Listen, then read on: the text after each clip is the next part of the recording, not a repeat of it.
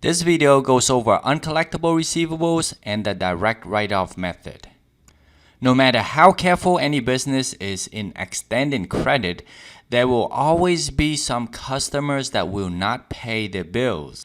An account may be uncollectible for many reasons, including customers going broke, become unhappy and refuse to pay, or may generally lack the ethics to complete their half of the bargain. The company cannot locate the debtor or customer, fraud on the part of the customer, or lack of proper documentation that proves that debt exists. Another reason could be disputes between the buyer and the seller.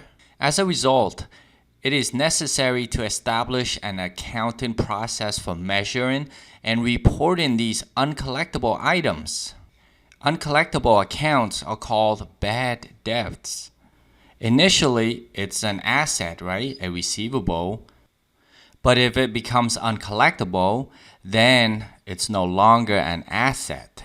It will become an expense, a bad debt expense. So the asset account balance will then be transferred over to the bad debt expense. How does the company deal with a customer account that is uncollectible? There are two ways. One is the direct write-off method, and the other is the allowance method. Let's take a look at an example of the direct write-off method. On May 10th, $4,200 in accounts receivable from the customer D.L. Ross has been determined to be uncollectible. In other words, this customer we know is not going to be paying us. The company has given up on trying to collect the money from D.L. Ross.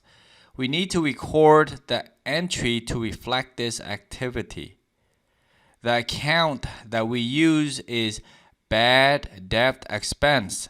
It is an expense account, therefore it increases on the debit side, and that's why it is an expense account and it increases on the debit side. That's the normal balance.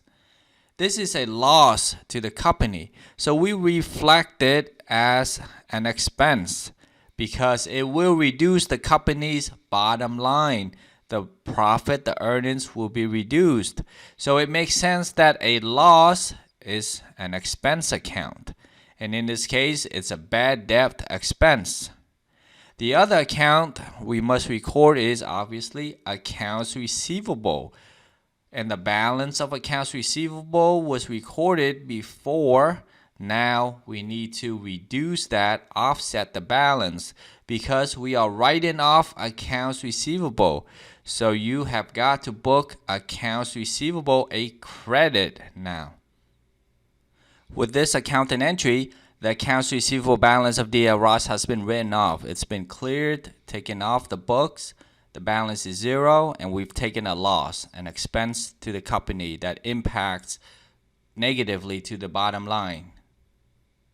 It may possibly occur that D.L. Ross may end up later able to pay off the balance. So an accounts receivable that has been written off may be collected later. In such cases, the account is reinstated by an entry that reverses the write-off entry.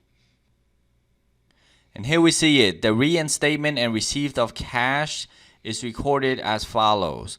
We completely reversed what we had booked before. So before was a debit to bad debt expense, now it's a credit. Before was a credit to accounts receivable, now it's a debit. And then we reflect the cash being received. Debit to cash and credit to accounts receivable, $4,200.